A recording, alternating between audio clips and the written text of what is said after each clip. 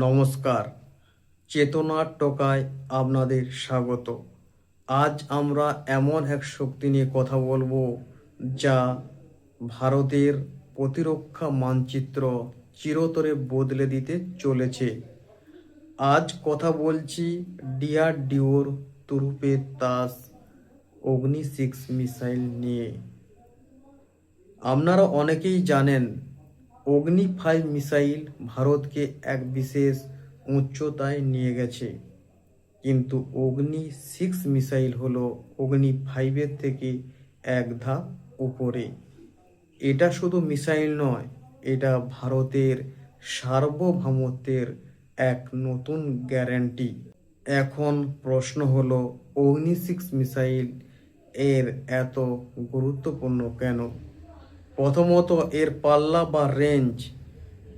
যেখানে অগ্নি-5 মিসাইল প্রায় 5,500 কিলোমিটার পর্যন্ত পৌঁছাতে পারে, সেখানে অগ্নি-6 মিসাইলের লক্ষ্য হল 8,000 থেকে 10,000 কিলোমিটার। অর্থাৎ এটি একটি পূর্ণাঙ্গ ইন্টারকন্টিনেন্টাল ব্যালিস্টিক মিসাইল বা আইসিবিএম। দ্বিতীয়ত, এমআইআরভি প্রযুক্তি। এটি হলো সবথেকে গুরুত্বপূর্ণ। অগ্নি-6 মিসাইল একসঙ্গে অনেকগুলো পরমাণু অস্ত্র বা ওয়ার হেড বহন করতে পারবে। এর মানে হলো মহাকাশে যাওয়ার পর এটি একটি মিসাইল ভাগ হয়ে আলাদা আলাদা লক্ষ্যবস্তুতে নিখুঁতভাবে আঘাত হানবে। শত্রুপক্ষের এয়ার ডিফেন্স সিস্টেমের পক্ষে একে আটকানো কার্যত অসম্ভব। এই মিসাইল জমি থেকেই নয়, সাবমেরিন থেকেও উৎক্ষেপণ করা যাবে। ভারতের মতো দেশ যার 3 দিকে সমুদ্র, তাদের জন্য এটি একটি বিরাট সুরক্ষা কবচ। শত্রু দেশ যখন জানবে ভারত গভীর সমুদ্র থেকেও আঘাত হানতে পারে, তখন সামরিক ভারসাম্য বজায় থাকবে।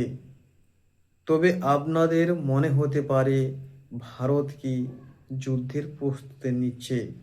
আমি বলবো না। আমরা শান্তিকামী জাতি। তবে ইতিহাস সাক্ষী আছে, শান্তি বজায় রাখতে গেলে নিজেদের শক্তি প্রদর্শন করা প্রয়োজন। অগ্নি-6 হবে সেই অজেয় ঢল যা ভারতকে বিশ্ব মঞ্চে এক অপরাজেয় মহাশক্তিতে প্রতিষ্ঠিত করবে।